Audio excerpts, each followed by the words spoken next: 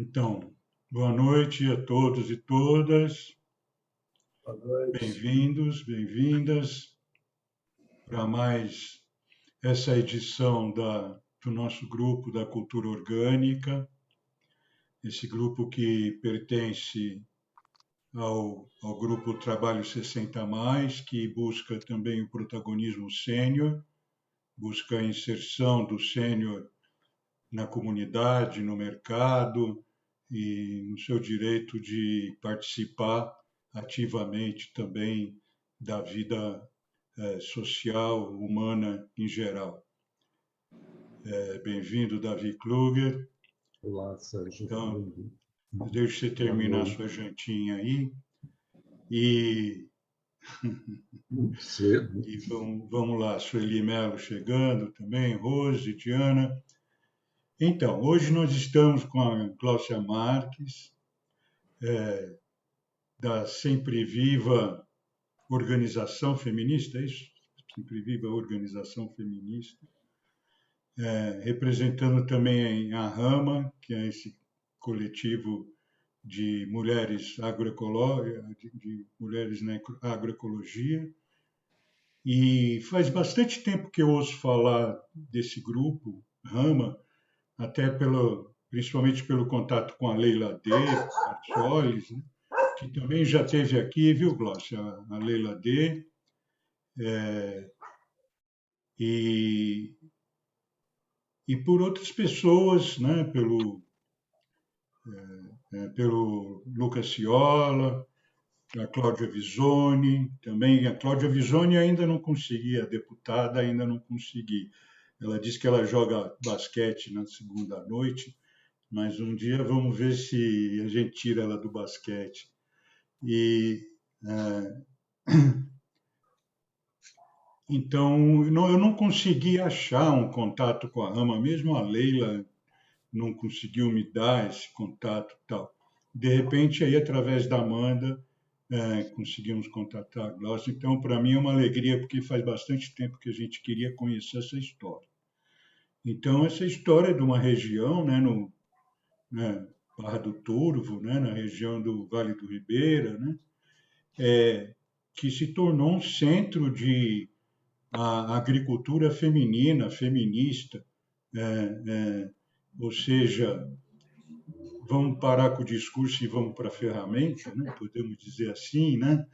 E, então a gente considera, temos falado bastante, né, que não é mais a hora da rebeldia, é a hora da reconstrução, é a hora da, da reorganização planetária, é o que nós temos que buscar os caminhos que nos levam a uma a essa nova vida que a gente espera, por mais utópica que seja, a utopia não deixa de ser um farol que nos guia. Então, e a gente sabe que hoje, até falo isso porque a gente sabe que hoje muito já foi conquistado. Então é hora de que isso se manifeste agora, criando esse novo espaço de vida, né? E é o que a Rama tem feito, mas sobre a Rama, sobre a Sempre Viva e todo esse movimento, nós deixamos agora para a Gláucia, né? A gente sempre gosta um pouquinho da trajetória da pessoa, viu, Gláucia? E depois como é que as coisas foram se armando para que se chegasse aonde a gente conseguiu chegar e onde a gente está visualizando para esse futuro, né? Então, em princípio, mais ou menos assim, fique à vontade para tomar a palavra e deixa eu até colocar aqui. Obrigada, Sérgio, pela recebida aí, pelo acolhimento. Boa noite a todas, todos e todes. Que bom estar aqui nessa conversa. Se vocês tiverem algum problema de conexão, vocês me avisem, que aqui eu falo do Taboão da Serra. Às vezes os sinais oscilam também, muito acesso essas horas do dia. Então, eu sou a Gláucia Marques, eu sou do interior de São Paulo, nasci e cresci em Porto Feliz. Também gosto muito dessa coisa de conhecer as origens, né? Porque as nossas raízes dizem muito da gente, né? Então, Porto Feliz fica do lado de Sorocaba, sempre tenho que explicar, que é bem pequenininho, pouca gente conhece. Bom, e aí na minha trajetória, a vivência, né? E acho que as origens, né, de todos nós tem a ver com a terra, com o campo. Muita gente tem essa vivência da agricultura. Meus avós eram agricultores, minha mãe cresceu na roça.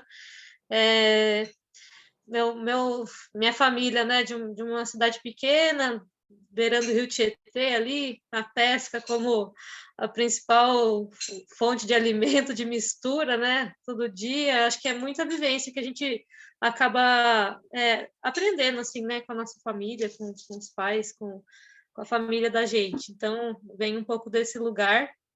Às vezes eu brinco que eu sou ribeirinha também, tanta história de pescador que eu já escutei de criança. Vou convidar vocês a acompanhar uma prosa aqui comigo hoje, né? Eu falo que a gente vai ficando sem muito esse rigor de falar do jeito certo, que certo é o jeito que a gente se entende, né? Então, vamos indo por aí. Aí fui para Botucatu fazer agronomia na Unesp, cheguei lá, fui muito bem recebida também, encontrei um pessoal que já estava atuando com agroecologia. Eu entrei em 2009 na agronomia, esse grupo de agroecologia que foi o meu berço, assim, onde eu germinei a agroecologia, chama Timbó, um grupo de agroecologia formado por estudantes. Assim, tem que dizer que a agroecologia nunca foi uma coisa muito bem recebida na academia, né? A gente era um grupo contra-hegemônico, a gente, em muitos anos, nunca tivemos bolsa, nunca tivemos reconhecimentos acadêmicos. Tinha uma área experimental que, com muita luta, muita persistência, o pessoal conseguia manter para realizar práticas, né? Desse saber, né? Que a agroecologia já sugere para a gente, né? A gente tem esse costume de usar uma síntese que ajuda a lidar com a agroecologia enquanto ciência, esse saber, né? As trocas de saberes, esse diálogo de vários tipos de saber, do saber acadêmico, do saber dos agricultores, de quem planta, como falava aí uma música que a gente ouvia agora há pouco, né? E uma prática, porque é fazendo que a gente, né, consegue exercer a agroecologia, vivendo, né? E é um movimento também, né? Que reúne as pessoas, que nos motiva a querer ver uma proposta de transformação da sociedade. Então, nesse grupo também a gente acreditava nisso, até hoje eu estou achando que é mais ou menos por aí. E, bem, fiz agronomia, mas me formei no Timbó, nesse grupo de agroecologia, por isso que eu estou aqui, porque são poucas pessoas que vão para esse lugar, né, da agronomia. A gente sabe o quanto elitizado ainda é as universidades públicas, né, quanto de acesso que a gente teve que lutar para o povo acessar esse conhecimento acadêmico. E aí, quando me formei, ainda trabalhei um tempo no Timbó como técnica, e por conta de pessoas amigas, né, fiquei sabendo desse lugar aí o Vale do Ribeira eu já conhecia, na verdade, né? O Sérgio falou aí no começo que Barra do Turvo está conhecida pela rama, mas na verdade Barra do Turvo é um lugar assim incrível de vivências e de aprendizados, porque acho que as comunidades tradicionais estão ali resistindo, né? Então a gente fala que a agroecologia nada mais é que um modo de vida, né? Que as comunidades até hoje conseguiram viver e se organizar e preservar e plantar ao mesmo tempo, né? Que consegue cuidar do seu solo, cuidar da sua água. É um modo de vida que visa a sustentabilidade da vida em todos os seus lugares, assim, né? E também Barra do Turvo é muito conhecida por conta da história, da linda história que a Coopera Floresta construiu por lá. Então, a gente era estudante, a gente já ia para Barra do Turvo conhecer a experiência da Coopera Floresta, né? Então, a gente estava nesse movimento de querer aprender com os agricultores. Então, a própria universidade, a gente reunia os estudantes, fazia a vaquinha do ônibus, ia para a Barra do Turvo. Então, só para dizer também que já vem de muito longe, assim, eu vou chutar 25 anos, pelo menos, de história, né? Que Barra do Turvo tem as mais antigas agroflorestas, talvez, aqui de São Paulo. E também era um pouquinho dessa água que eu bebi, que talvez me fez voltar, né? Então, quando eu saí da universidade, tinha um projeto, né, que era um projeto de uma política pública de assistência técnica e extensão rural. Então, nesse campo que eu me formei, né, eu decidi, então, que eu não ia trabalhar em empresa, que eu acho que é a maior parte dos agrônomos vão vender agroquímicos, né, vão vender insumos, vão trabalhar ou em usinas de cana ou em grandes empresas. Eu decidi na minha trajetória que eu gostaria de fazer esse trabalho que a gente chama de ATER, que é a extensão rural e assistência técnica, né? Assistência técnica e extensão rural, mas também que o Paulo Freire ensina a gente a chamar de construção do conhecimento, diálogo de saberes. É um lugar de... Não é uma coisa que você estende, né? Não é uma coisa que você vai lá levar informação, dar curso, ensinar. É um lugar de construir junto. Então, acho que foi por isso que esse caminho me encontrou, e eu encontrei a Rama. E pela SOF, né, que é a Sempre Viva Organização Feminista, nada vem muito fácil, né? Então, teve toda uma mobilização de mulheres que né, através da Marcha das Margaridas, de vários instrumentos, assim, solicitou ao governo que tivesse uma assistência técnica específica para mulheres. Aí a gente precisa lembrar um pouco da nossa história, né, e imaginar o que os agrônomos faziam antes, né? Eles iam na casa das pessoas, assim, de 70 para cá teve muito essa história da venda de insumos, dos créditos, do agronegócio chegando, né, e colocando um pacote tecnológico, uma outra forma de produção, né, chamando tudo que o agricultor que plantava aquele alimento puro, né, para comer, de subsistência, né, chamava. Então, assim, a gente tem um lugar de muita desvalorização dos agricultores, né, e isso era uma assistência técnica também, né, não deixa de ser. E tem vários tipos de assistência técnica, daquelas que também chegam falando assim, olha, agora a gente vai investir na cadeia do cacau. Todo mundo planta cacau, vamos plantar só cacau. Então, tem vários jeitos de assistência técnica, né?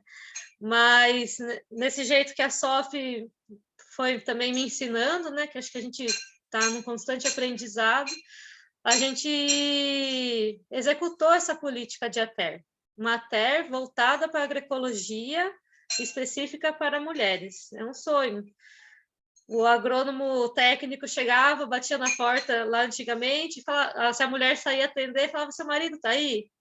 Vou falar sobre um plano de produção para ele, né? Então, era assim, muito, muito dificilmente, a não ser aquelas mulheres que se destacavam, que saíam da lógica, que tinham seus próprios projetos produtivos, né, sendo implantados, sendo investidos, sendo reconhecidos como produção e reprodução da vida, né, porque as mulheres têm esse lugar de ocupar o doméstico como se fosse o único lugar que as coubessem.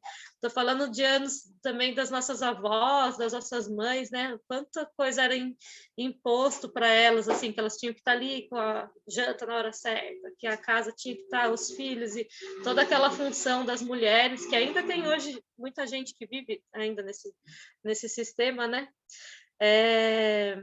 Mas, enfim, com esse projeto, a gente conseguiu um espaço de escuta das mulheres. A gente, em 2015 e 2016, executou essa política pública no Vale do Ribeira. Foram em 12 municípios. Então, hoje a SOF tem amigas, né, que a gente vai construindo aí, as agricultoras, artesãs, pescadoras, indígenas, quilombolas, A gente tem amigas aí no Vale, por alguns lugares, porém, com o fim da política pública, a gente não conseguiu dar conta de seguir em todos os municípios, e por conta de Barra do Turvo ter uma enorme concentração de mulheres, assim, a gente tinha 8 grupos que a gente acompanhava, por conta disso, a gente precisou se restringir e seguimos atuando por lá, né? Lá na Barra do Turvo, quando a gente conversava com essas mulheres, nesse projeto, né? Tem muito esse princípio de primeiro fazer um convite, uma conversa, né, de mobilização. É engraçado que quando elas contam essas histórias, elas contam do jeito delas, né? Fica mais engraçado, que elas falam assim: ah, chegou umas meninas aí de São Paulo lá na feira, falou que tinha um projeto, e aí eu já estava de saco cheio de projeto, porque no Vale do Ribeira, de fato, chega muita proposta de projeto por conta de ser um território da cidadania, com toda a fama de menor índice de desenvolvimento, do IDH de São Paulo, que é um lugar, mas é um lugar muito rico, né? É que a gente tem uns parâmetros outros, né, para medir riqueza. Então, é como se lá tivesse um povo muito, né? Acho que miserável é a palavra que talvez esse povo use, né? Mas é um povo muito sabido, muito cheio de experiência, de sabedoria, né? E elas falam assim que, assim como muitos outros projetos chegaram, né? Precisou de um momento de aproximação, de construção de confiança.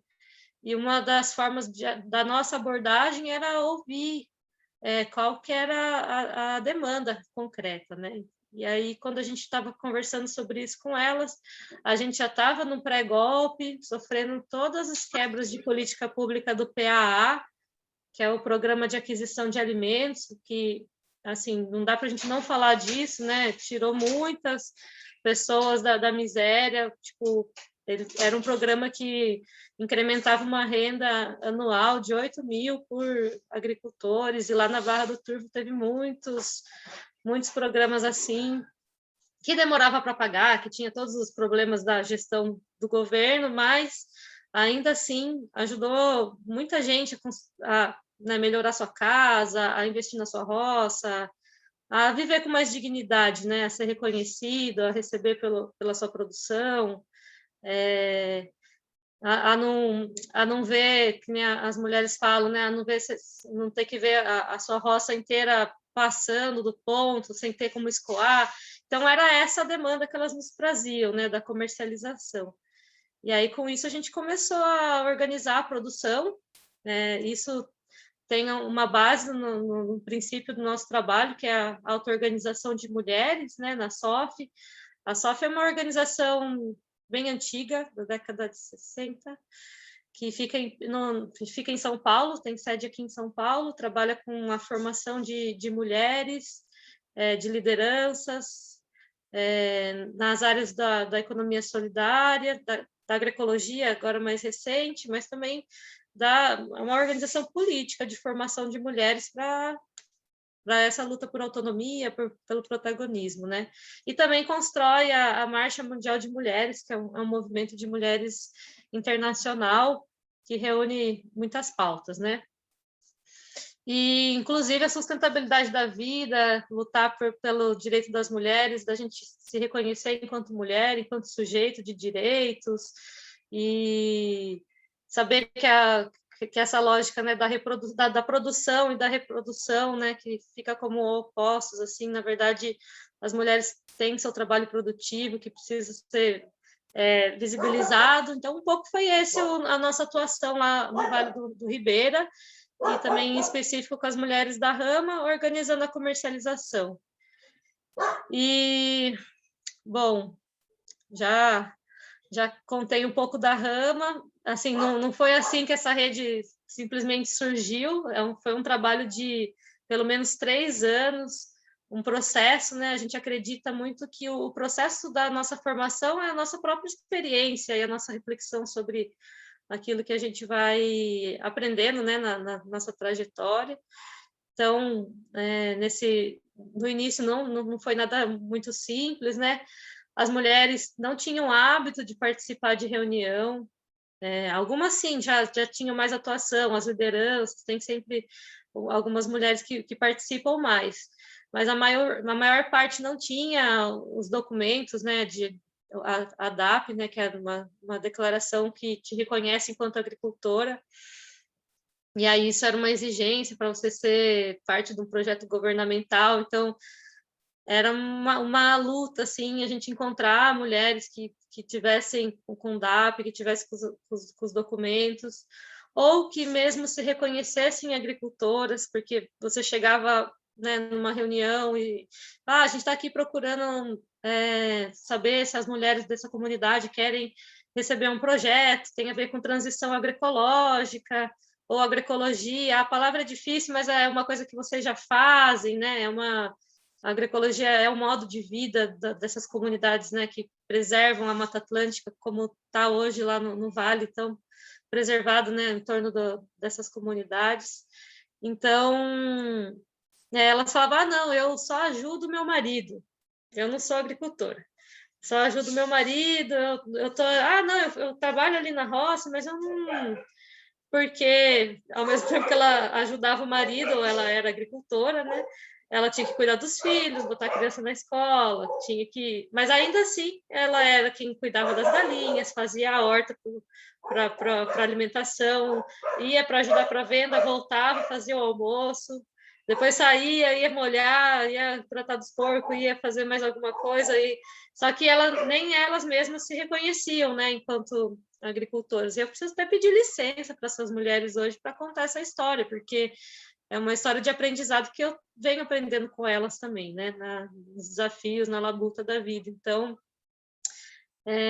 acho que o protagonismo das mulheres é uma coisa construída, que a gente tenta fomentar nas comunidades, porque, de fato, as mulheres estão muito dentro de casa, desde o mundo público não faz parte, né, da rotina. Então, conversar numa reunião era difícil, se apresentar, falar em público. A nota produtora, por exemplo, né, que é a nota fiscal, que hoje também é um documento que, se você não tem essa nota fiscal, é mais difícil você conseguir tirar uma DAP, isso que te comprova como agricultor. A gente fala muito disso porque tem a ver com os nossos direitos, né? Uma mulher que é registrada como do lar, e não reconhecem a atuação dela enquanto agricultora, a gente tem um problema aí, né?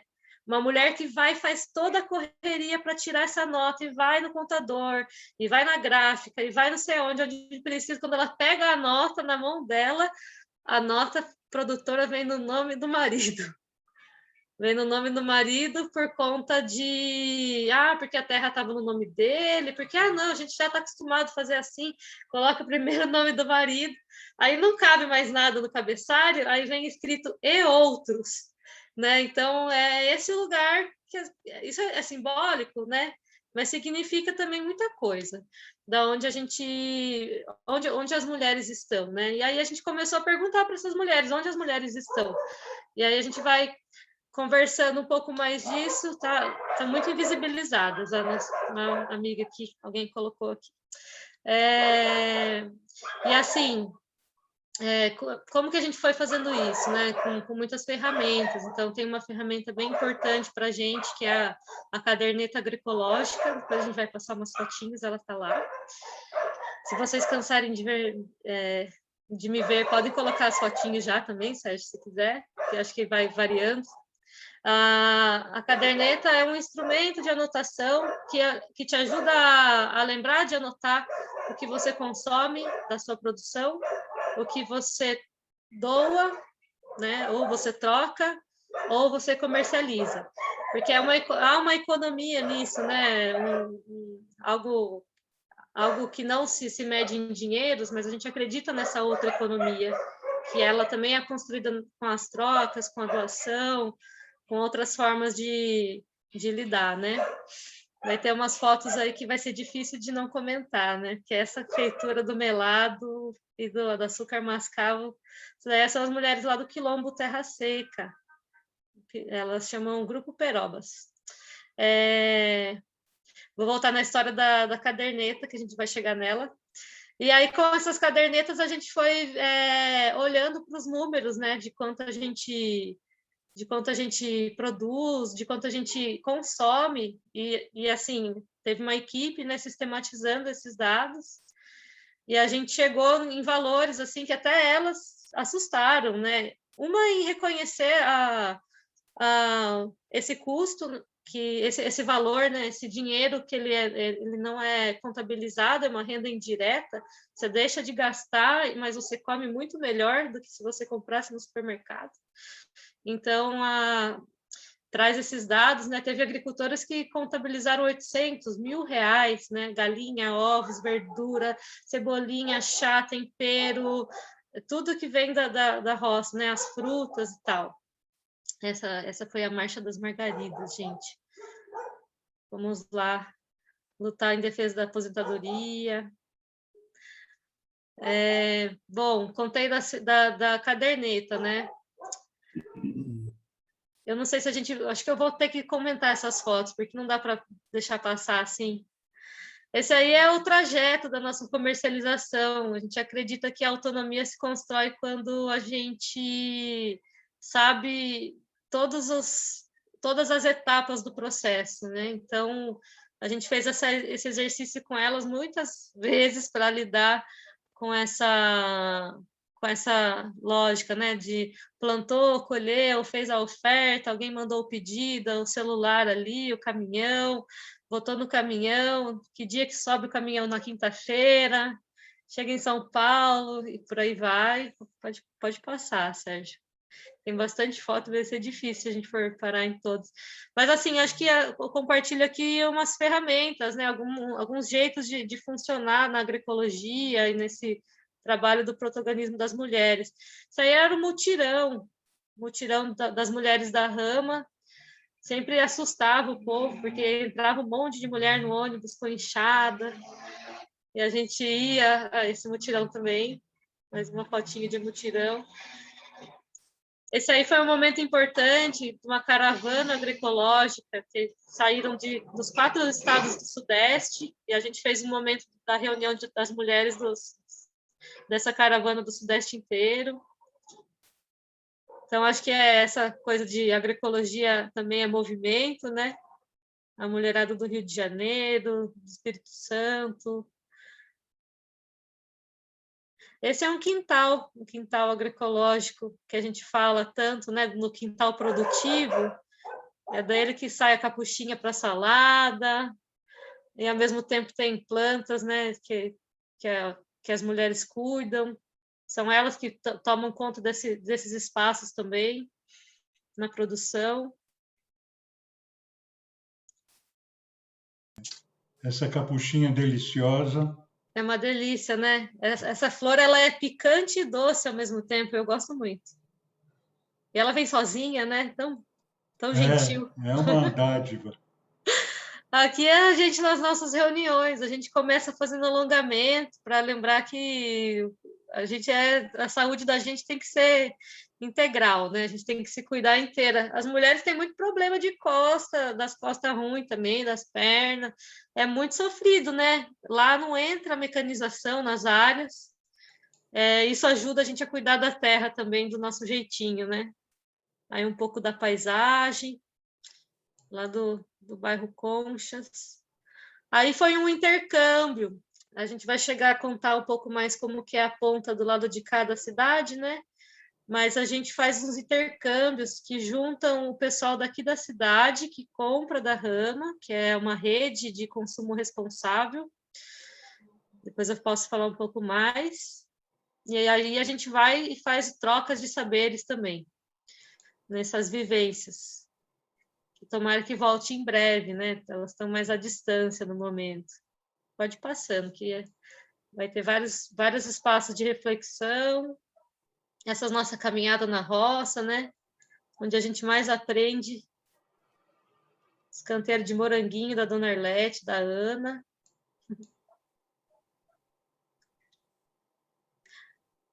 Esse aí é o canteiro do seu Bueno, lá do viveiro. Aí é um viveiro comunitário de mudas nativas, que a Arlete é uma das representantes da frente desse viveiro.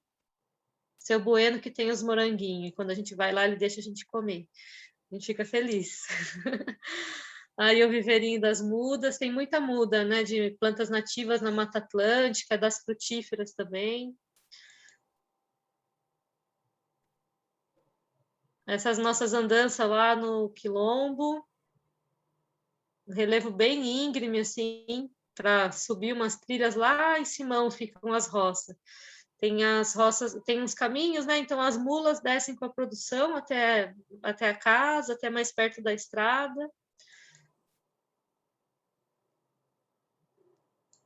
Nossas andanças. Essa é acho que mostra um pouco a diversidade, né? Acho que tem 4, 5 tipos de banana, 2 tipos de inhame que eu estou vendo aí. Tem muita diversidade. As mulheres, essa é a feira de registro que a gente começou há 2, 3 anos atrás. Então, a maior parte das mulheres nunca tinha ido fazer feira muito longe, assim, né? A gente começou a fazer feira juntas através desse processo de pensar outra economia. A gente fala muito de economia solidária, que é onde a gente se baseia, na autogestão, na divisão das tarefas. Aí na roça que tem mexerica, tem mandioca do lado, né? Aí tem essa percepção das mulheres também, né, que fazem isso de conservar os alimentos por mais tempo, né, de várias formas. Vai passar a época, você rala, você envidra, você faz um processado, um transformado.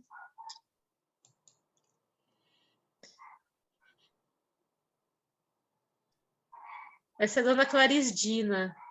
Ela é caigangue e mora no Quilombo. Parceira nossa. Tamanho do pepino. Aí é uma reunião com a juventude. A gente também começou a conversar com a juventude. Uma oficina de elaborar comunicação para a Rama, elas mesmas pensarem os rótulos. Isso é um eito, que a gente chama, né? Elas formam um eito e vão carpindo. Então, assim, o nosso mutirão vai das 8 até umas 11h30, meio-dia, e a gente vai assim. Às vezes dá briga de enxada lá, uma encosta a enxada na outra, de tanta mulher que tem, fica estreito o terreno. Mas são as práticas da Rama. Nossa feirinha de registro.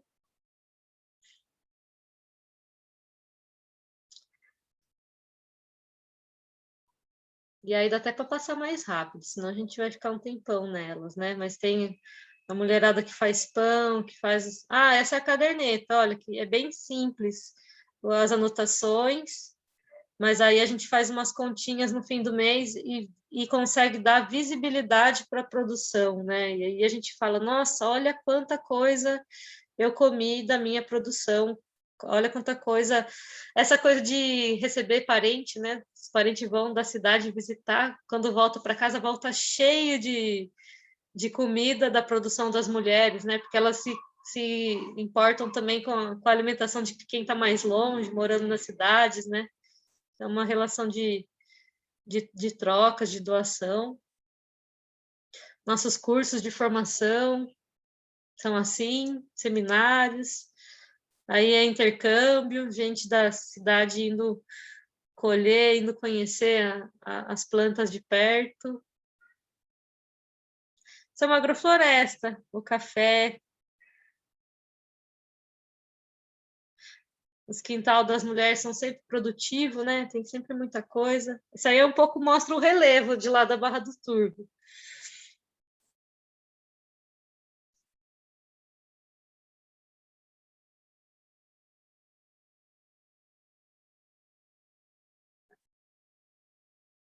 Isso aí foi uma oficina de tinta de solo que o Horta de Gueto fez junto com a juventude lá no intercâmbio também com os consumidores. Foi bem legal esse dia. Nos nossos encontros de agroecologia também a nível nacional, né? É muito bonito ver tanto agricultor reunido. É muita sabedoria.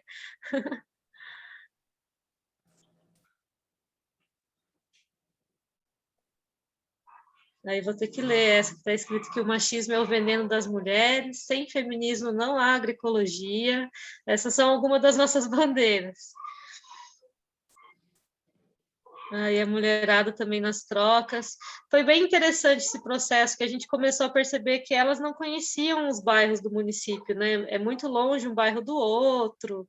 Nessa história de fazer mutirão, cada vez em um bairro de uma das mulheres, a gente foi conhecendo. Aí elas queimando erva mate. Elas produzem erva mate, Dona Isaldite.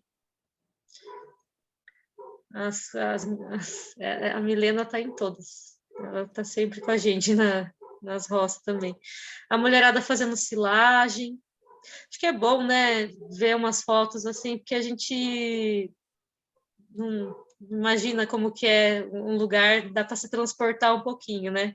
Mas o relevo lá é bem íngreme. E a mulherada, aqui é uma colheita de feijão.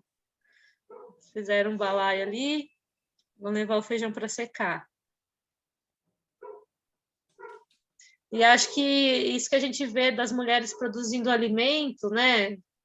Comida de verdade, que a gente fala, e essa lógica das mulheres de plantar também é uma coisa muito diferente. Quando a gente sempre trabalha muito também com desenhos, né? Das áreas, da roça, e aí Acabaram as fotos.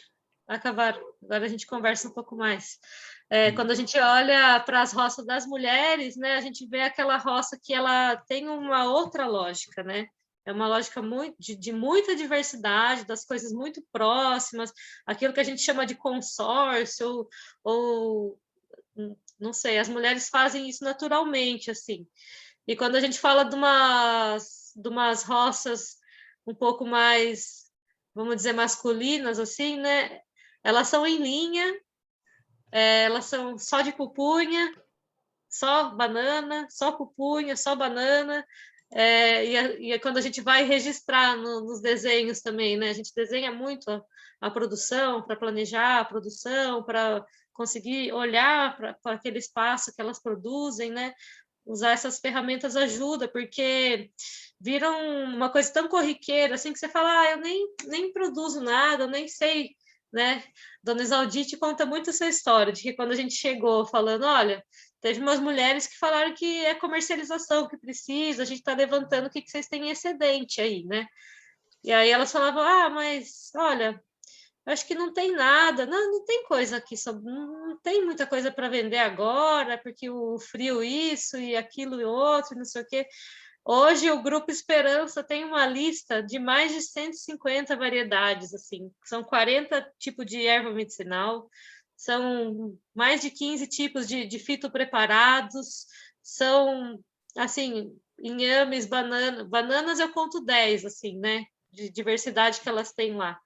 E aí a gente cai nesse nosso compromisso de quem está na cidade, de como a gente consegue contribuir para que essas mulheres estejam hoje na roça sustentando suas famílias, né?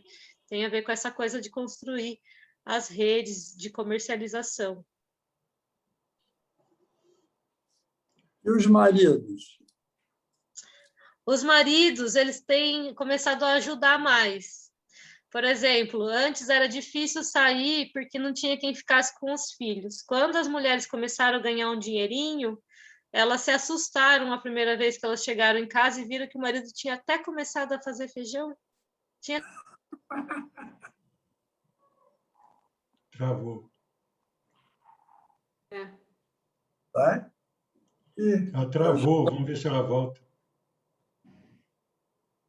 Muito bom, hein, Sérgio? É bacana, né? Esse momento. Lindo, lindo trabalho. Espetacular.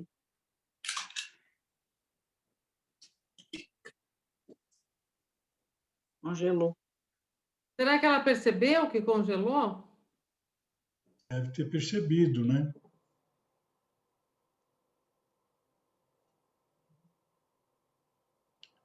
Aí não tem muito o que a gente fazer. Ou cai de uma vez ou volta. Aí caiu, tá vendo? Aí provavelmente Ela ela vai entrar caiu, de vamos novo. ver se ela volta. Provavelmente ela vai entrar de novo. Esperamos que ela entre de novo. Esse do Turco é uma cidade também? Barra do Turvo. É um município ali, ou é um distrito, eu não tenho certeza, nessa Entendi. região do Vale do Ribeira, Município. que é ali na É um região município. de, Porto da, Feliz? da- de registro, né? Ah, Da Regis Bittencourt, você desce ali, e desce até Peruíbe, mas esse lugar uhum. de- deve ser aí uma daquelas cidades. Eles produzem originariamente muita banana nessa região, né? A banana sempre vinha de lá. Era uma grande monocultura mesmo, né? E até depois quero perguntar isso para ela. E a cidade conhecida mais próxima é Sorocaba. De Não, Redi. Sorocaba é de onde ela nasceu. A Ah, cidade Registro e Registro. Peruíbe, a praia de Peruíbe, É né? litoral sul, Celso. Litoral Sul, e tem a cidade de Registro, e não sei se a Amanda lembra. Amanda, não sei se ela está travada também aqui. Não. Se a Amanda lembra, tem Miracatu, tem por ali também. Mas não tem assim, como ela falou no começo, não tem assim é uma região bem esquecida assim. E sim, como ela sim. falou, é muito gostoso e muito rico lá. Só que as pessoas não sabem disso, porque Sim. rico para a pessoa é ter Pão de Açúcar, Carrefour, não sei o quê. Sim. Você já ouviu falar na Então, lá Caverna quando do tem o Diabo, Carrefour da Celso? vida, da natureza, da agrofloresta, é muito pobre, né? O que você Entendi. falou, Davi? Um ponto de referência de registro é a Caverna do Diabo, o Parque do Isso, Pecado, é né? nessa região. Deixa eu ver se eu consigo falar com ela aqui. Pena do Diabo? É, Eu estou escrevendo para ela já, pai, mas o sinal, a mensagem não está chegando nela, não. Eu acho que Não ela está ficou sem chegando, internet, deve mas ter vamos caído esperar mais um direto. pouquinho. Não sei se tem mais gente daqui que conhece o trabalho. Talvez, não sei se veio mais gente com ela que queira falar um Tem algumas pouquinho. pessoas aqui que eu não conheço, talvez sejam convidadas dela, Neide, Maria Lina, alguém, Leia. Alguém de vocês quer falar alguma coisa? Comentar alguma coisa aí do que viram lá? Tem o Lin também. Eu posso, deixa eu me apresentar, poderia ser, Sérgio? Por favor. Tá, então, eu sou o Lin, eu fui professor da Gláucia, na Unesp de Botucatu, né? E tenho acompanhado o trabalho dela desde graduação, né? Eu acho que também ela Ó, a tem Glaucia essa... já entrou aí, mas pode Ah, falar, Lin. Fala que eu acho que ela vai gostar de ouvir também. então, a região do Vale da Ribeira tem a sede regional, a maior cidade, que é Registro.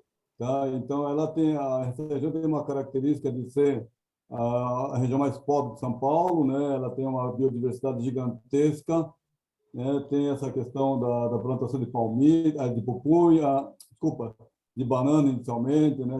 De chá preto, né? Pela colônia japonesa lá de Registro. E agora, mais recentemente, a introdução dos palmitos pupunha, né? E o reaproveitamento do vinho, né? Do suco do vinho de Jussara, né? Que é um similar, né? Um primo irmão do vinho do açaí. Então, agora você está com esse. E aí tem comunidades quilombolas, né? Acho que a maior região, né, de comunidades quilombolas é naquela região do Vale da Ribeira. E o movimento de agricultores, né, assim, apoiado pela Igreja Católica da região, desde muito tempo, ela se organizou contra aquela construção de barragens que a Votorantim quis fazer no Rio Ribeira, né? Então, teve um grande movimento, né? Movimento contra as obras dos atingidos de barragem.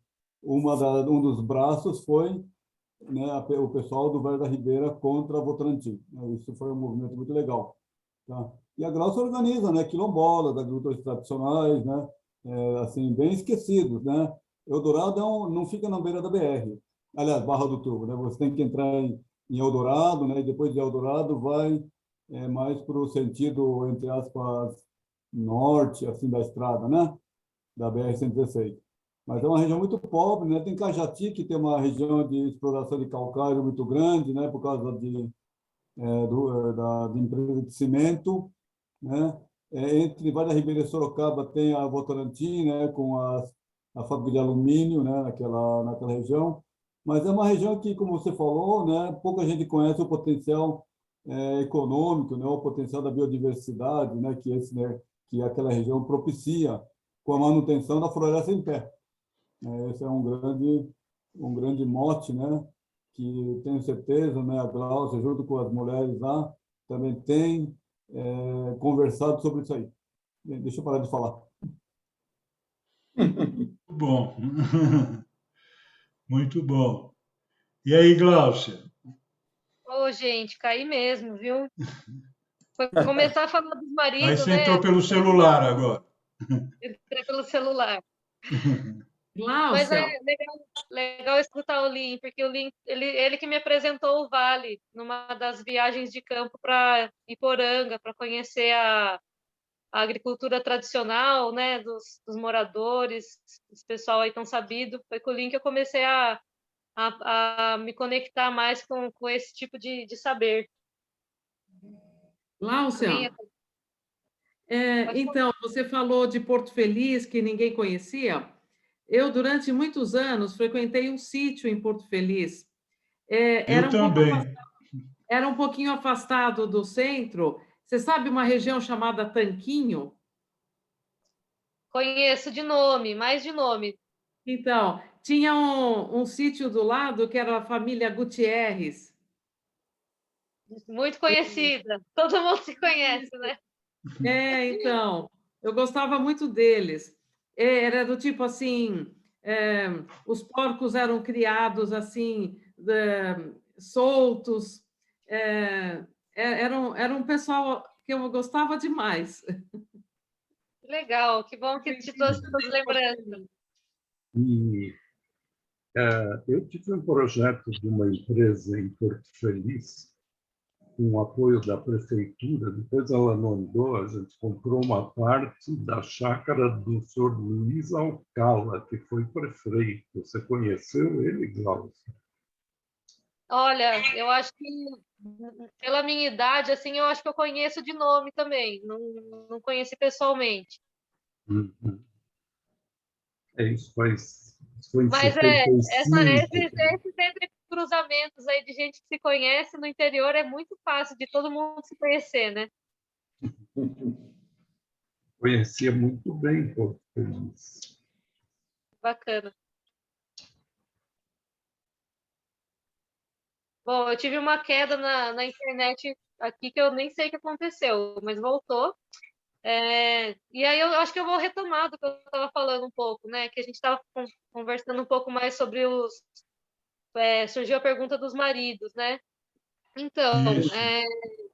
historicamente, assim, pelo relato também que eu tenho de muitas famílias, é que assim, a mão de obra, né, lá na Barra do Turvo, a geração de renda lá, fazia com que muitos homens iam trabalhar assim nas estradas ou no setor da construção e as mulheres ficavam cuidando das crianças, cuidando do quintal, da produção.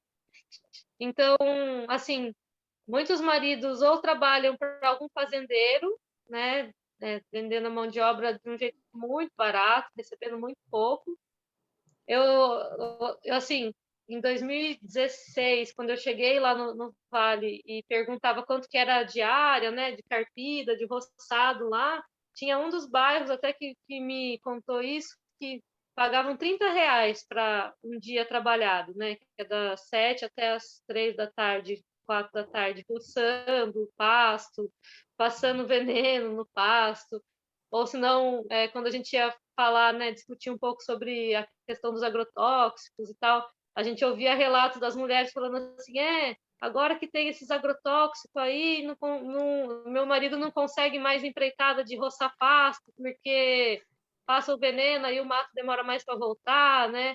Então, assim, uma das pressões lá, além dos fazendeiros, né, que eles chamam de terceiros, dentro do quilombo, o Lin também contou aí um pouco, né, de algumas ameaças lá no território, que é essa questão da construção de barragens no Rio Ribeira, né, de Guape, e também a mineração, né? A gente, se for começar a falar de ameaça, tem um pouco de incertezas aí no futuro, né? Por conta dos programas de desenvolvimento, né, pensados para a região também. Mas os maridos, eles trabalham na roça, mas a roça dos maridos assim, tem famílias que trabalham e fazem o mesmo manejo. Tem o caso de mulheres que querem fazer a transição agroecológica e, para isso, elas têm que conseguir se fortalecer, né, nos seus grupos de mulheres para garantir também que ela se fortaleça e consiga colocar isso dentro da família dela, né, ela, que ela quer uma área para ela produzir, que ela quer que aquela área seja destinada para ela produzir, né? Tem marido que ajuda a roçar e tem marido que roça todas as plantas que é dela, que não era mato, né? Eles entendem como sendo mato, por conta da diversidade, né? Da produção, de muita coisa plantada junto ali no mesmo lugar. O marido acha que aquela horta está perdida no mato. Então ele vai lá para ajudar ela a carpir e carpe as coisas dela também. O Lin queria fazer uma pergunta. O Lin queria fazer uma pergunta. Glaucia, eu sei que na agronomia, né, a gente sempre estuda a questão do financiamento agrícola, um dos assuntos, né? Eu queria saber se, no ponto de vista das mulheres, né, que são agricultoras familiares, né, se elas são favoráveis, né, a algum tipo de programa de juros subsidiados de bancos oficiais, né, e que para isso teria que estar vinculado com a caracterização de DAP, né? Eu acho que o DAP todo mundo ou praticamente a maioria do pessoal das agricultoras que você trabalha, né, elas são enquadradas dentro do DAP, né? Mas então, eu queria saber se elas consideram importante ter um financiamento bancário de juros subsidiados, né? Porque muitas atividades agrícolas e talvez muitos equipamentos, né, que elas precisam, né, para melhorar um pouco, né, talvez a quantidade ou a qualidade dos produtos, se elas gostariam de ter esse financiamento ou se elas acham que financiar em banco é um processo muito assim dependente ou que você pode, digamos assim, se enrolar todo e acabar perdendo a terra, né, por questão de garantia, né, e que elas preferiam fazer por recursos próprios, né, ou como é que ou o grupo, né, ou a associação pudesse fazer um tipo de financiamento sem recorrer a banco, né? Talvez um programa de microcrédito, né? Talvez fosse interessante. Então, eu queria saber um pouquinho da opinião das mulheres, se você sabe, sobre esse assunto. Olha, Lin, enquanto você fez a pergunta, eu lembrei de uma agricultora, que eu conheci nesse conjunto de 100, talvez, agricultoras que a gente já conheceu mais de perto, lá na Barra do Turvo, conviveu de perto, né? Acho que, assim, o crédito, a gente tem, né, a DAP, né, o Pronaf, ele veio nesse sentido para apoiar a produção dos pequenos agricultores. A agricultura é uma coisa muito incerta, né? Então, no caso dessa agricultora, né, ela teve um vendaval, levou a estufa de 30 mil que ela investiu. Acho que é muito comum a gente ouvir histórias assim, né, sobre esses financiamentos. A nível nacional, as mulheres do movimento agroecológico se articula para conseguir financiamento que entenda a produção das mulheres como uma produção, porque se a gente também for pensar, né, como que você conhece mais histórias do que eu sobre isso, né? Você vai pedir financiamento para um banco, como eles têm aquele programa quadradinho lá de garantia de conseguir pagar aquele determinado valor em tanto tempo e tal, você consegue comprar fácil 10 vacas com isso. Agora, se você quer um galinheiro, se você quer alguma coisa assim que é de um padrão menor, de uma coisa, de um nível de produção assim em menor escala, né, é bem complexo. Então a gente começou quando a gente ainda podia demandar coisas, né, de políticas públicas para o governo, a gente tinha um programa que era uma demanda de crédito para financiar a produção das mulheres nos quintais produtivos. Era uma coisa que a Articulação Nacional de Agroecologia, o GT de Mulheres da ANA vinha lutando, sim, para que conseguisse. Mas não era algo muito fácil, né? Assim como aquela coisa de Pronaf jovem, Pronaf mulher, muita coisa ficou com uma linda idealização, né? Precisava de um pouco mais tempo para conseguir executar essas políticas. Agora, a gente, pela economia solidária, também se articulando pelos os bancos comunitários, que o pessoal tem comentado bastante, os fundos rotativos, eu acho que essas são ideias bem possíveis, mais possíveis hoje no contexto da rama, pelo menos para acessar, porque isso de garantir para o banco, né, o seu ganho, tem mulheres ainda que nem a nota produtora acessaram ainda, e tem toda uma questão desse receio, né, de você depender de uma renda, por exemplo, do Bolsa Família, é dessas famílias que a gente está falando, né, de gente que tira, numa entrega, talvez uma determinada mulher tira R$ 70, e as que têm terra própria, tem famílias hoje no Vale do Ribeira que, com toda aquela imensidão de terra que tem aberta, de fazenda, no Vale, né, as famílias sofreram um processo de expropriação, né, de investida dos fazendeiros ou de vários motivos que foram expulsando essas pessoas da terra, que tem agricultura que não tem área para produzir, produz em área cedida, emprestada, arrendada, inclusive na rama tem essas histórias também, né? Isso faz ter um monte mais de desafio para conseguir acessar um crédito no banco, né? Isso para vocês, em termos de custo-benefício, é rentável ou não? É mais uma coisa social. Ah, Eu sim. gostaria de incluir aí, Glaucia, também alguma coisa sobre esse, ah, esse entreposto aqui em São Paulo que vocês mandam quinzenalmente. Como é que funciona isso e tal? Tá bom. Bom, vamos falar um pouquinho então dessa questão da economia convencional, né? A gente hoje tem 2 entregas para São Paulo, né? Eu acho que é uma coisa, a produção agroecológica em si, né, é uma coisa que aumentou muito a procura nesses últimos anos. A gente vem acompanhando os mercados, né? O quanto isso tem passado, né, por outros caminhos, né? Antes a gente conhecia talvez o orgânico que vendia nas grandes redes, hoje a gente sabe que isso está muito mais difundido. No caso da Rama, elas têm um circuito de comercialização com a rede de grupos de consumo aqui em São Paulo, e elas têm uma entrega quinzenal, né? Tem uma entrega hoje que é muito mais voltada para programas e institutos, né? Que eu estou chamando de programas, projetos assim, são parceiros e parceiras que compram da agricultura familiar, agroecológica, para distribuir esses alimentos nas periferias. E os institutos são, vou falar aqui, o Instituto Chão, Baru e Feira Livre. São mercados que são baseados numa economia solidária. Então, você vende, eles repassam o alimento a preço de produtor lá nas quitandas deles, e quando você passa pelo caixa, você deixa uma contribuição que é 30% em cima do valor para cobrir. Então, hoje a Rama está vendendo para mercados solidários. A gente não tem uma venda para grandes redes, mas isso é uma escolha, né? É um caminho.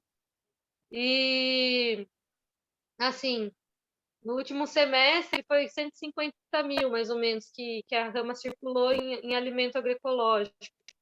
E, em média, tem sido 23 mil a cada mês de alimentos agroecológicos que vêm sendo distribuídos. E aí é de uma forma, fico falando de mercado solidário, não dá nem para imaginar o que é isso, né? Mas é assim, a gente tem a parceria com o Galpão Alimenta, que a gente chama de Galpão Agroecológico, o Galpão Alimenta, ele fica no Bom Filioli. E é ali que Do também... Lucas Ciola, né? E da Cláudia Visor. Isso, ali mesmo.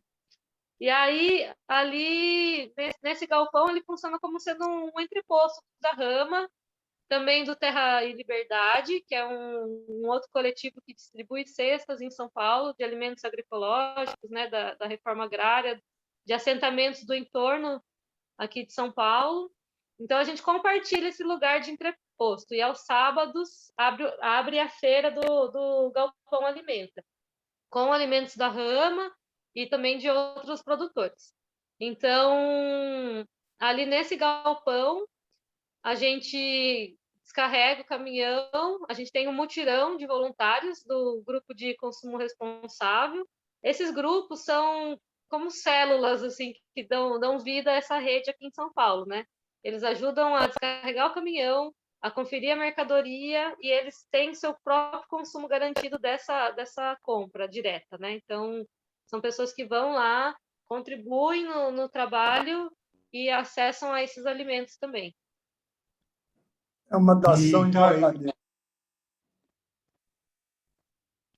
Acho que não chegou a pergunta. fala, Celso, repete. Seria uma dação em pagamento, né? Eles recebem pelo que, enfim, ajudam no sistema, né? Não, eu acho que assim, dá para a gente considerar que o preço vem direto do produtor sem nenhum acréscimo, mas eles pagam o preço do produto. Eles pagam o preço do alimento que eles compram, e esse trabalho que eles fazem aquilo, né? Não tem nenhuma porcentagem em cima, como se você fosse comprar num supermercado ou em algum outro lugar. É o preço direto do agricultor. A gente faz isso também para, assim, essa rede tem uma preocupação enorme em garantir acesso a todas as camadas. Então, esse alimento agroecológico vai para muitos lugares, assim, vai desde lá para Diadema, para uma associação de luta por moradia, vai para trabalhadores da cidade, né? Vai para várias pessoas que podem acessar. É uma obra social, né? É uma coisa social. Sim. Eu acho que Social não é. ou assistencial? Eu reconheço assim como um consumo comprometido. São pessoas que de fato conhecem a Rama e sabem qual é a diferença de comprar de mulheres que hoje estão enquanto chefes de família, produzindo, vivendo da sua própria produção, né? O que é um investimento, né? A gente fala que é um trabalho ativista, que é um trabalho militante, assim, um trabalho comprometido, né? Esse consumo responsável de quem imagina até qual é o outro lado da pessoa que está lá na produção. Sim. Ô, Glaucia, eu queria saber mais ou menos quantas famílias envolvidas a Rama tem e se esses valores que você citou aí estão sendo satisfatórios ou como que está esse momento? Olha, hoje a gente fala que a gente está em 70 mulheres envolvidas, né? Mas muitas mulheres, eu falo que isso de família na Rama é bem complexo. Pensa que num quilombo todo mundo é parente, né? Mas famílias nucleares a gente considera que são 55 mulheres entregando, né? E a Rama ela é maior que isso. A Rama não é só uma rede de comercialização, né? A gente considera que é uma rede de apoio entre mulheres também dentro das suas comunidades, né? E apoio em todos os níveis, assim, desde conseguir contribuir com uma companheira que está sofrendo por alguma situação de violência ou coisa assim. Olha, tem uma diversidade muito grande entre as mulheres da Rama, principalmente naquilo que eu estava comentando, né? Em relação ao acesso à terra, em relação à declividade, ao tipo de produção, à própria idade das mulheres. A gente sabe que o campo ele está envelhecendo, né? Então a saúde e a idade das mulheres também determina o quanto elas estão indo para a roça. Mas, assim, a média de renda por agricultora hoje, com essas entregas, eu estimo, assim, R$ 700 no mês. Só dessa comercialização, né? A gente acredita que a diversificação de mercados é o caminho também. Então, além disso, tem as feiras de registro, além disso, tem a entrega para o CSA, lá de Curitiba. Acho que vocês já conversaram de CSA por aqui. Já falaram, mas não custa nada você falar de novo. O CSA é também um consumo comprometido, assim, né? São comunidades que suportam, que sustentam a agricultura. Então, é uma outra lógica de consumo. Você tem um grupo também na cidade que se reúne, pensa quanto de recursos aquele agricultor precisa para se manter produzindo na roça e faz uma contribuição mensal e recebe os alimentos. Esse aí é um sistema que tem uma valorização que é não pelo preço, né? Pelo trabalho dos agricultores na roça também. Então, é também um tipo de consumo responsável, né? O preço dos produtos, eu não sei, são orgânicos os produtos? São, né?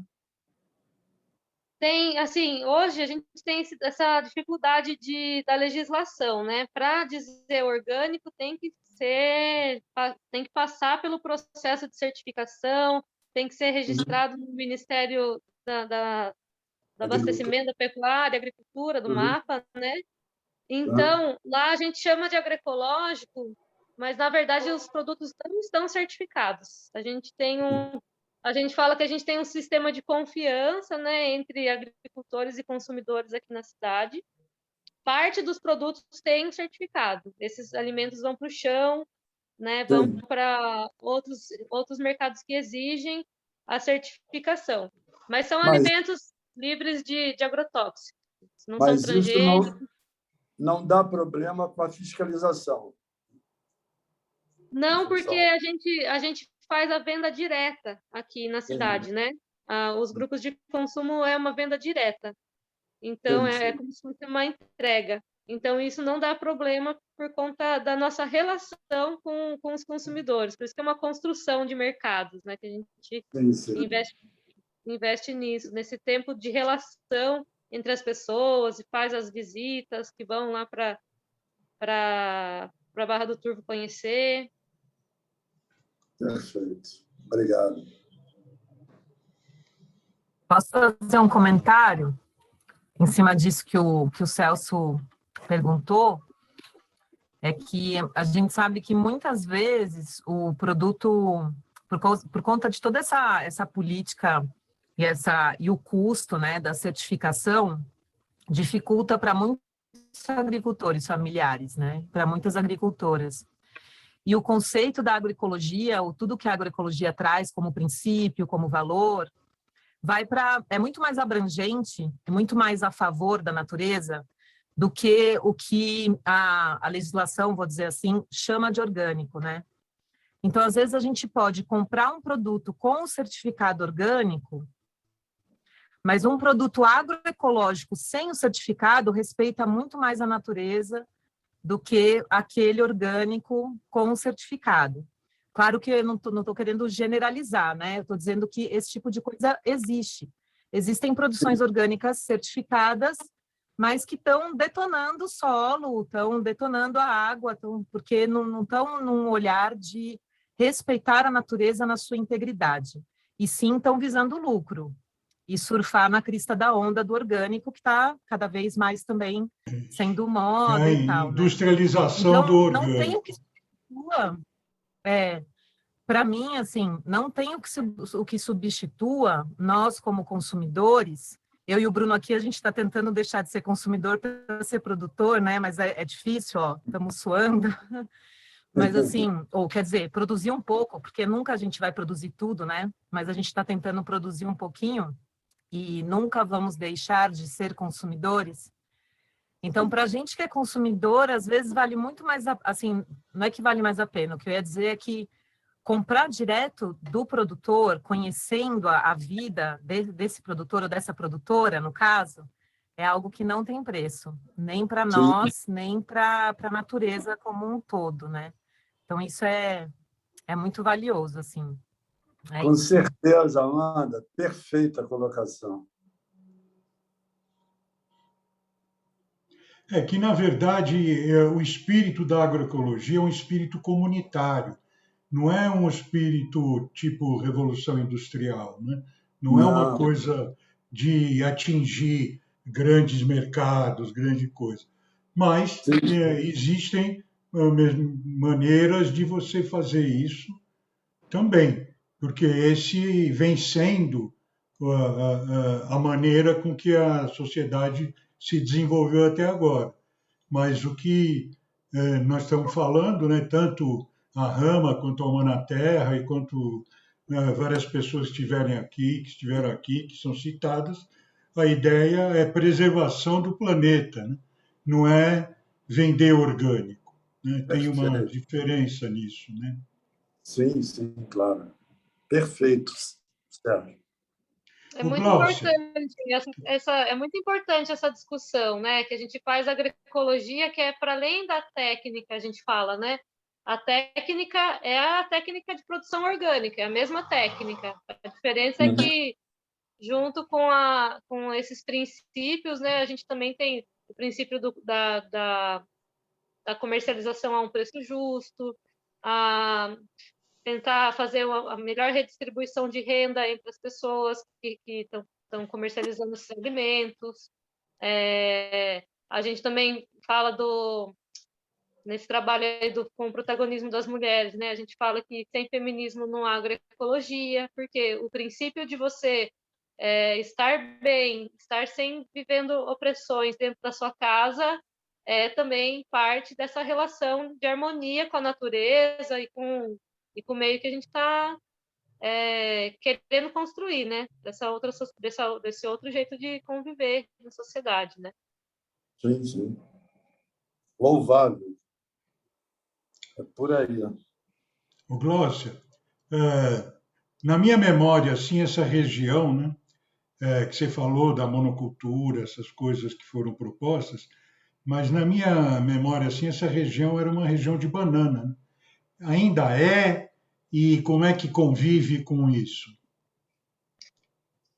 Olha, essa região inteira, de fato, tem muito monocultivo de banana. Tem os eixos esse eixo da BR, né, que corta e vai até o Paraná. É, os municípios aqui mais para o lado de Juquiá, Miracatu, Sete Barras, de fato, tem grandes extensões de banana. Bom, que eu posso contar assim do que eu sei, né? Em Eldorado, por exemplo. Inclusive, né, os parentes indígenas chamaram a gente para fazer uma conversa, porque até os aviões que passam, né, óleo mineral com fungicidas e outras coisas mais, estava passando em cima das aldeias, né? Então a gente sabe que existe isso, a produção da banana no vale, ela é grande porcentagem convencional, com adubação química. Quem cuida do solo como não sendo um organismo vivo, né? O substrato está ali recebendo insumos para aumentar a produção.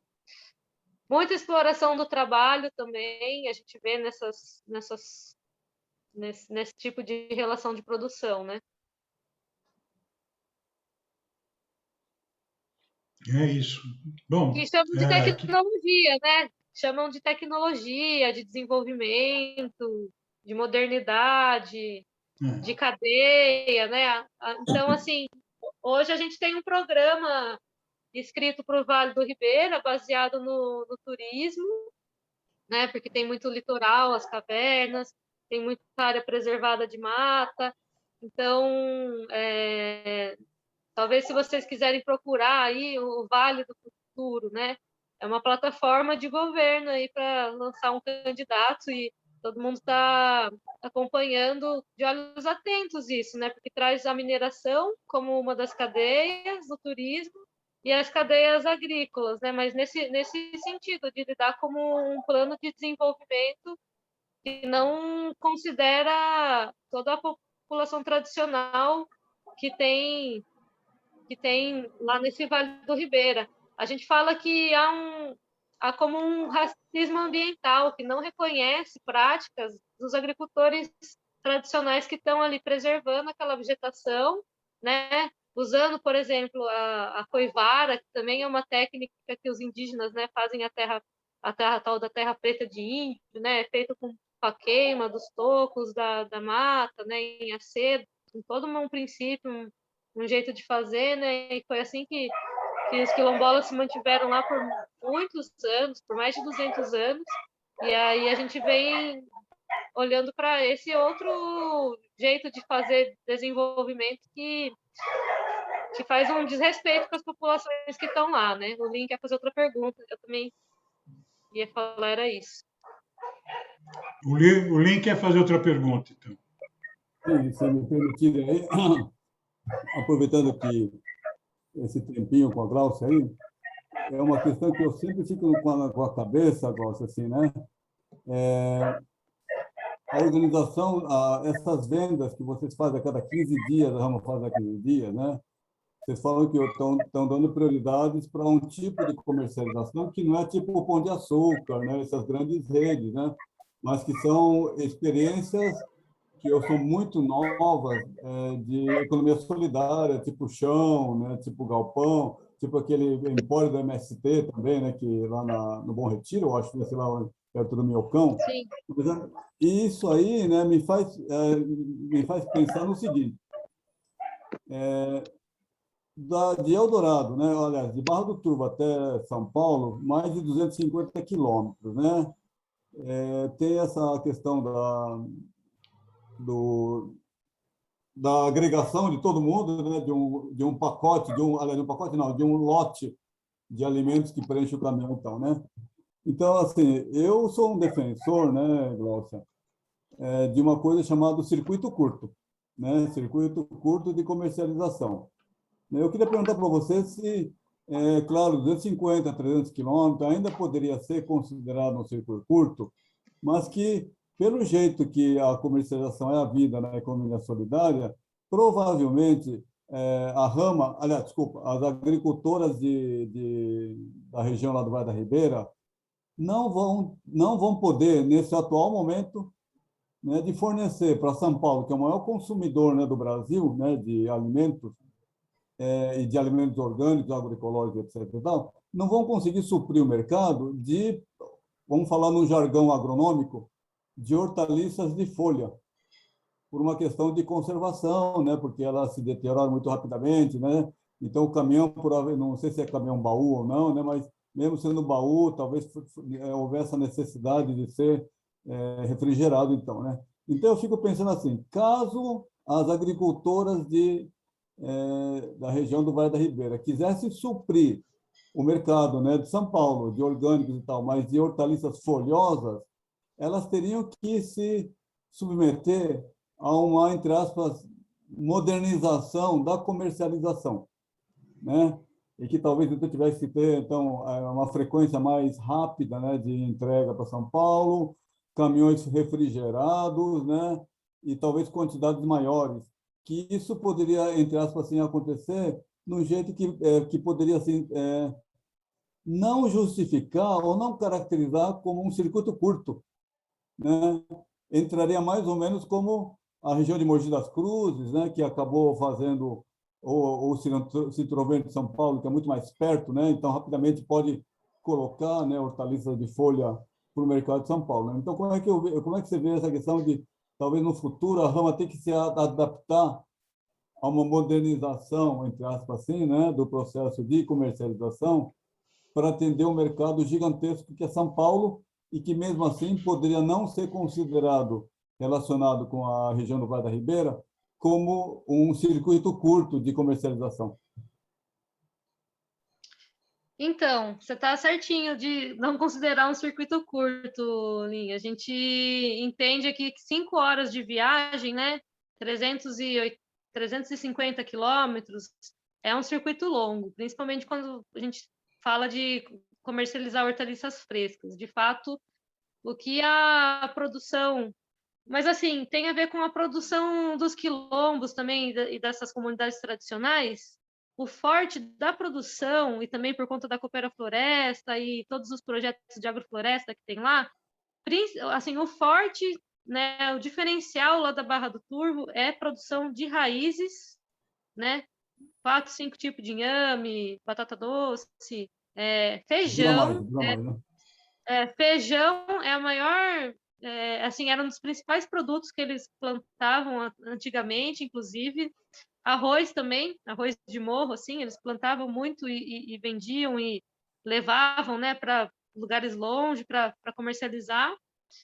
Antigamente também a criação de porco, né, era a economia, né, dos antigos, assim, criava aquelas manadas de porco, tocavam até Iporanga para comprar no lugar tecido, querosene, né?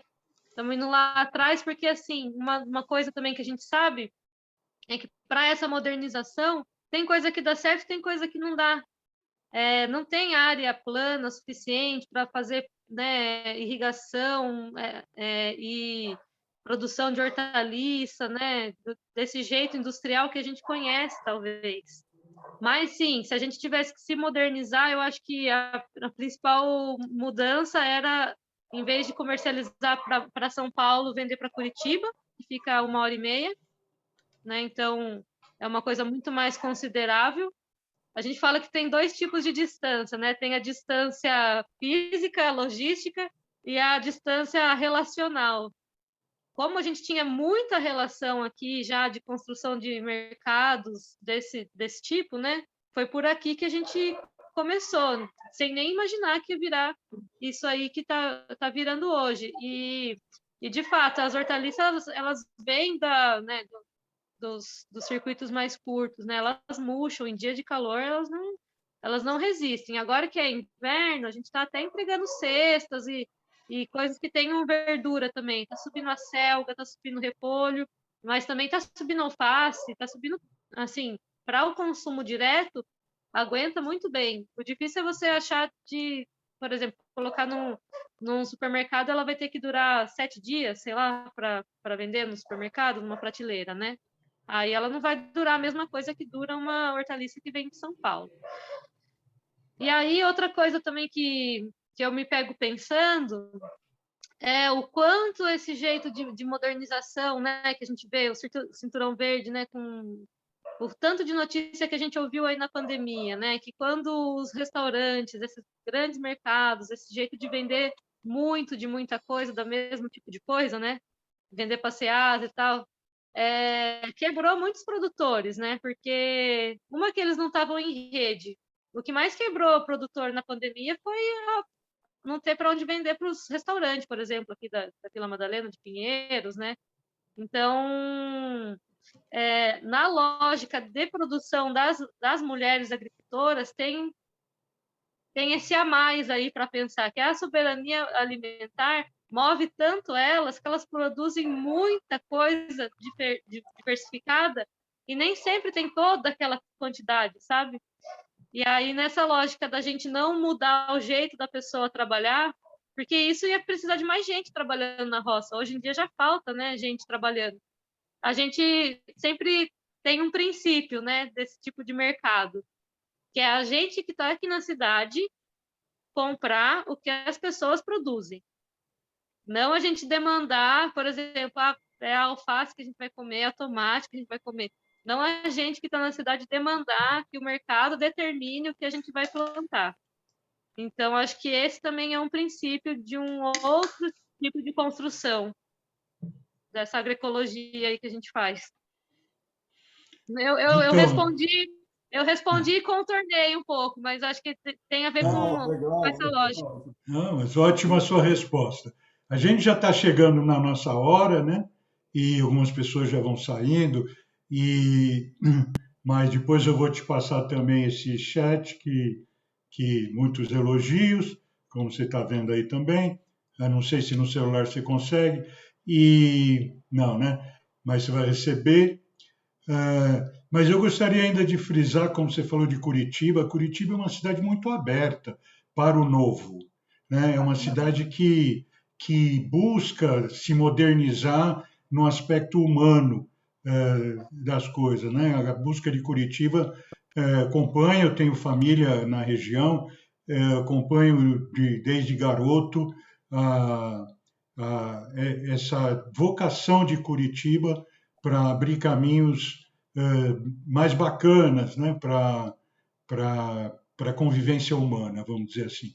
E então, se houver uma tentativa lá de fazer contatos e tudo isso, né, e pode ser interessante. Eu tenho até uma amiga lá que talvez possa, ela não é de lá, mas eu acho que ela já está lá há um tempo, possa fazer aí uma ajuda, mas eu acho que seria bem bacana também se vocês pudessem atingir mais para o sul também, e não ficar só São Paulo, né, como essa coisa de São Paulo, né? Então, bom, Eu acho que um grande ganho para nós nessas conversas, Sérgio, é poder construir essas redes, né? A gente fala que sem a rede de comercialização, assim, se não fosse uma rede, a gente não daria conta. Então, vamos sim trocar contatos aí. tá certo, então. Bom, fica você então com as palavras que você queira deixar aqui. Da nossa parte, a gente agradece muito as suas explicações, como a gente esperava, encantador o processo, e é só uma semente, né, Glaucia?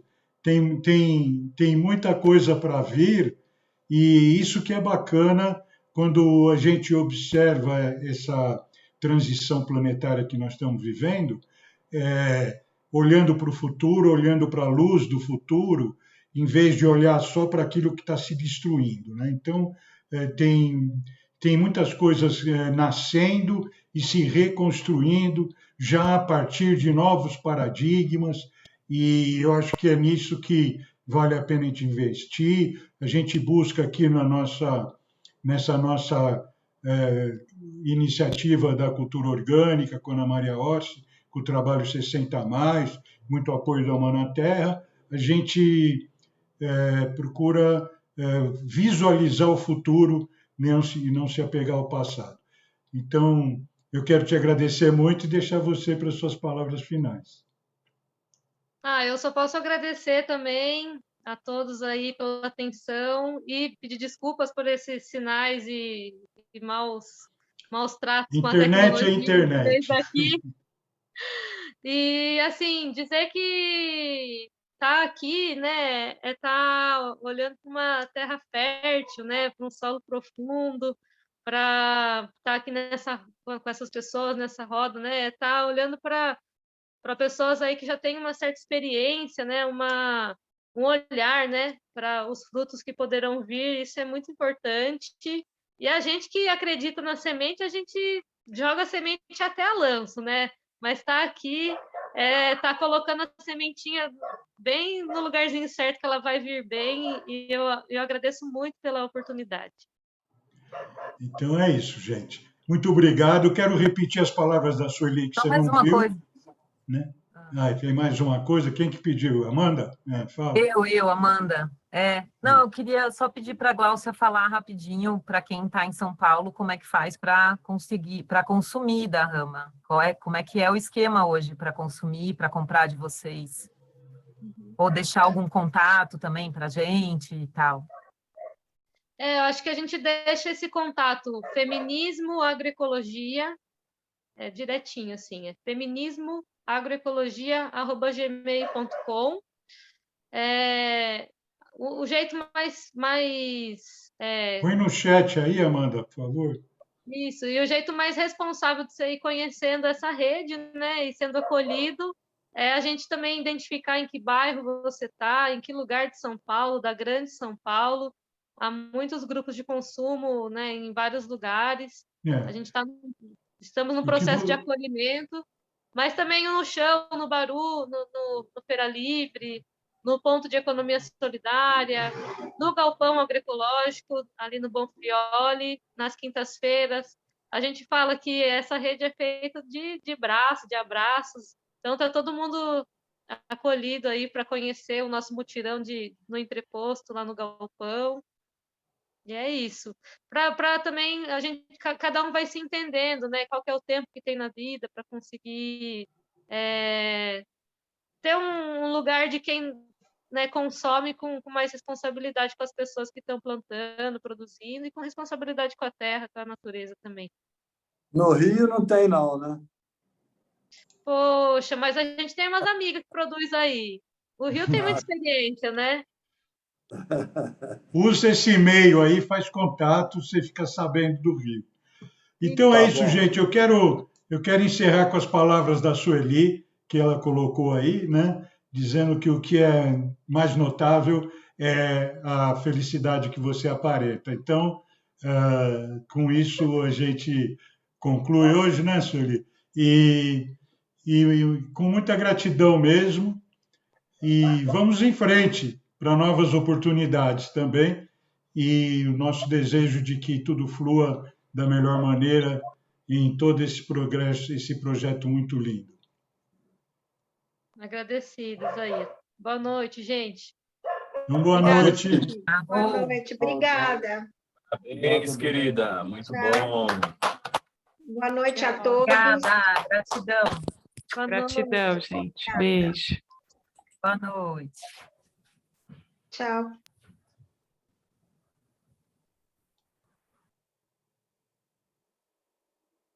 Tchau para todos. Sérgio, Ana Orsi.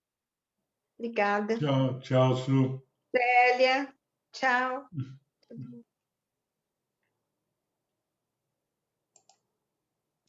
Tchau, Silmara. Tchau.